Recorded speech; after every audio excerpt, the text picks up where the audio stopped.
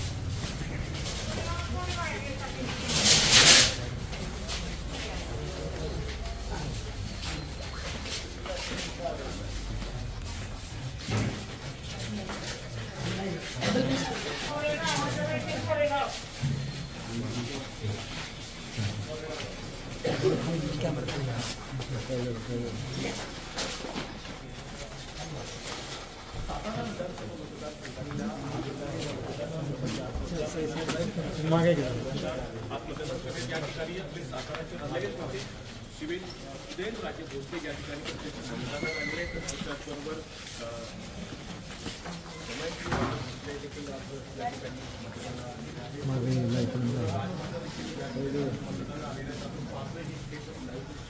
उदयनराजे भोसले हे आज विधानसभेसाठी मतदानाला आलेले आहेत.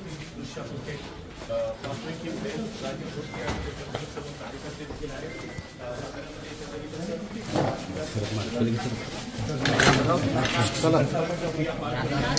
गर्दी करू नका आत नाही कोण आत नाही आत कोणी येत नाही. संतोष मागे संतोष मोबाईल होते सगळा फ्रेम मागे आपण एक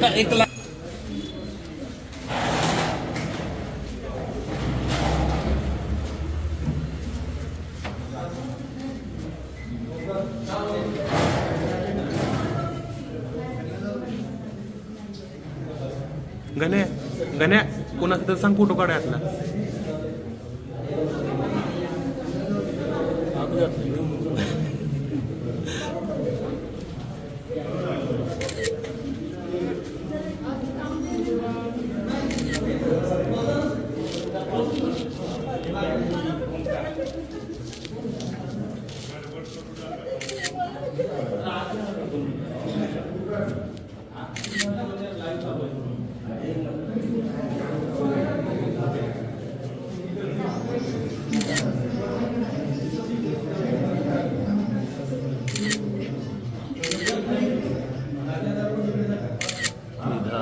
मधीच आले ते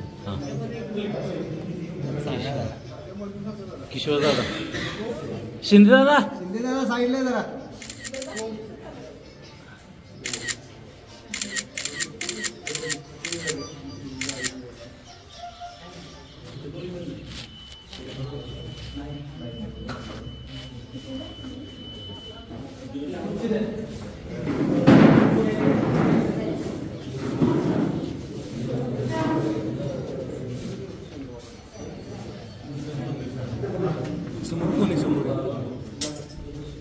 पंकज सर थोडं जवळ आहे इथं प्लेस त्याच्यावर येत असेल का.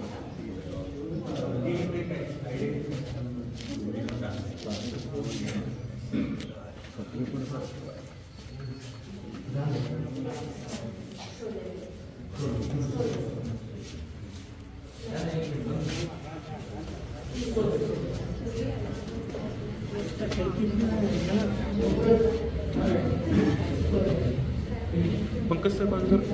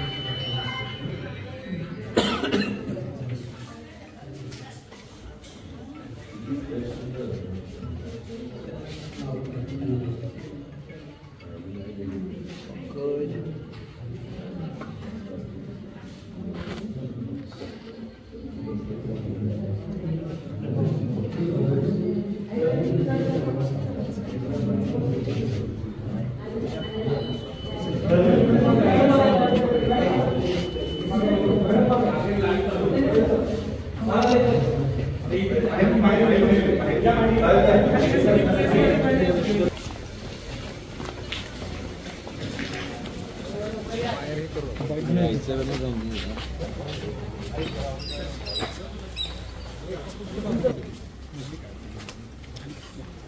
मिनिट. खाली खाली थोडं दादा खाली.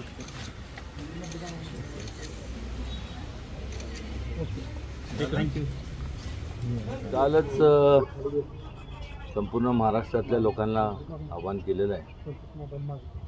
छत्रपती शिवाजी महाराजांची जी संकल्पना होती सर्व धर्म समभावाची, ज्याच्यामुळे स्वराज्याची स्थापना झाली, त्याचबरोबर लोकांचा सहभाग हा राज्यकारभारात असावा, असा एकमेव राजा होता. म्हणजेच आपल्या सगळ्यांचं दैवत छत्रपती शिवाजी महाराज यांनी हा विचार मांडला. थोडक्यात लोकशाहीचा जो पाया आहे तो रचण्याचं काम देखील छत्रपती शिवाजी महाराजांनी केलं. आणि त्यांना अभिप्रेत असणारी लोककल्याणकारी एक राज्य असावं, लोकशाहीचं राज्य असावं.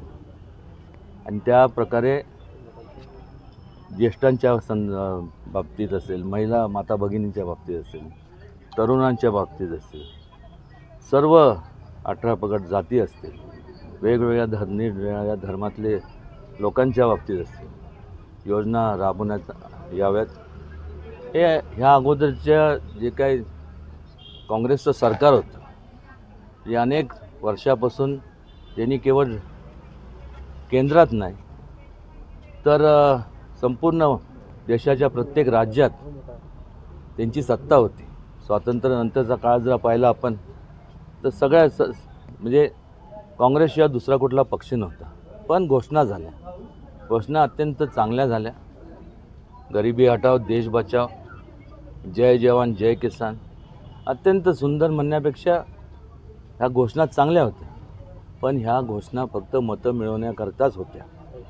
कारण जर आपण जर पाहिलं तर गरिबांच्या बाबतीत असेल, जवानांच्या बाबतीत असेल, किसान म्हणजे शेतकरी असेल, किंवा ज्येष्ठांच्या प्रती असेल, महिलांच्या बाबतीत असेल, तरुणांच्या बाबतीत असेल, असं कुठलंही ह्यांच्या काळात गेले 50, 55, 60 वर्ष कुठलंही धोरणं राबवले गेलं नाही. पण गेल्या 10 वर्षापूर्वी ज्यावेळेस परिवर्तन घडलं मोठ्या प्रमाणावर, मोदीजींच्या नेतृत्वाखाली एक चांगल्या प्रकारची महायुतीची सत्ता केंद्रात आणि वेगवेगळ्या राज्यात स्थापन झाली.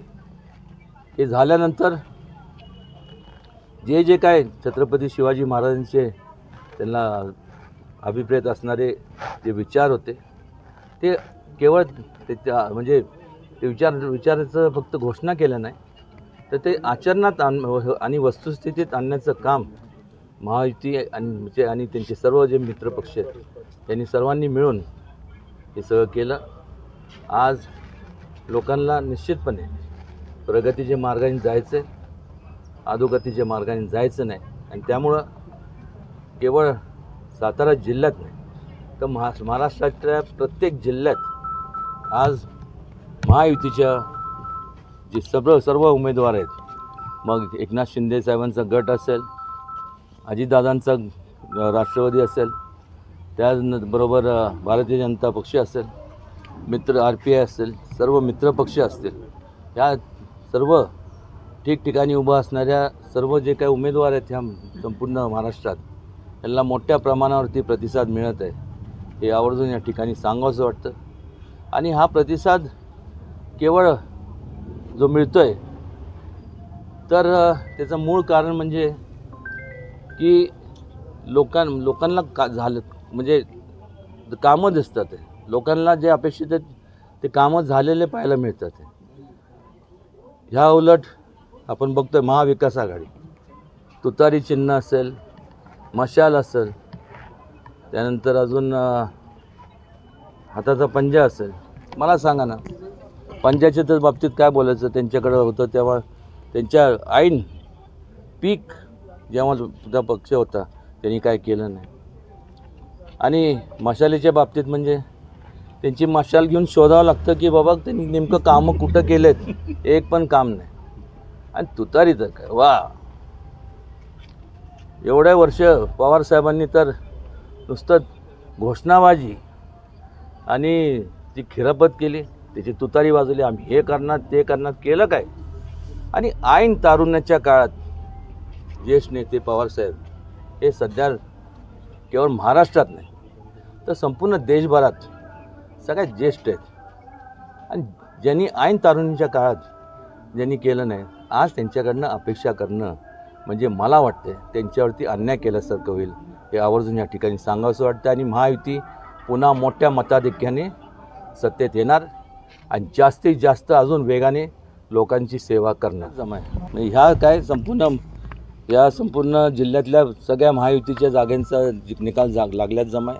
मला वाटतं की आमदार शिवेंद्रराजे हे सगळ्यात मोठ्या म्हणजे महाराष्ट्रात तरी सगळ्यात मोठ्या मताधिक्याने निवडून येतील. कारण की असं काय घडलं नाही, हे सगळं दाखवलेलं असतं. समजा मी एका ग्रुपमध्ये बसलो आहे, मग तुम्ही एखादा येणार ती बॅग आणून ठेवणार आणि मग काढणार, चाला फोटो काढा.